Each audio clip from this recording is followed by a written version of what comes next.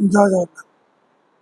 ଆମେ ସମସ୍ତେ ଭାବୁଛେ ସଂସାରରେ ଆମେ ସମସ୍ତେ ଜଣେ ଜଣେ ଖେଳାଳି, କିନ୍ତୁ ଖେଳ କରିବା ଲୋକ ତାର ଖେଳ କରୁଛି।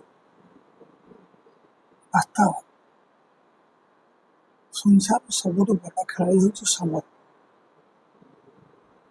ଚାଲନ୍ତୁ ତାରି ଉପରେ ଗୋଟେ ଛୋଟିଆ ଗପଟିଏ ଶୁଣିବୁ। ସମୟର ଖେଳ।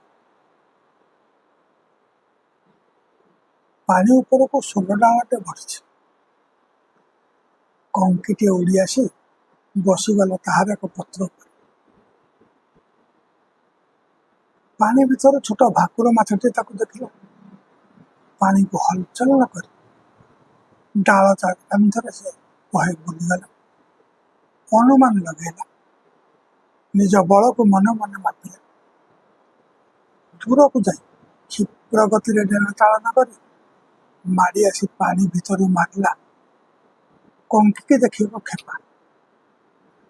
କଙ୍କି ଯାଇ ଭାକୁରର ପାଟି ଭିତରେ। ଠିକ୍ ଏହି ସମୟରେ ଉପରେ ଉଡ଼ିଥିଲା ଚିଲଟି। ମାଛର ପାଣି ଭିତରେ ଗତିକୁ ସେ ତାର ତେଜ ଦୃଷ୍ଟିରେ ଦେଖି ସାରିଥିଲା। ମାଛ ଯେମିତି ଡିଆଁ ମାରିଛି, ଚିଲ ଯୋଦ୍ଧାହସ୍ତ ନିକ୍ଷେପିତ ବର୍ଷା ପରି ଝପଟି ଆସି ଦୁଇ ଶକ୍ତ ପଞ୍ଜାରେ ଧରି ଉଡ଼ିଗଲା ନୀଳ ଆକାଶରେ ବୁଲୁଛି।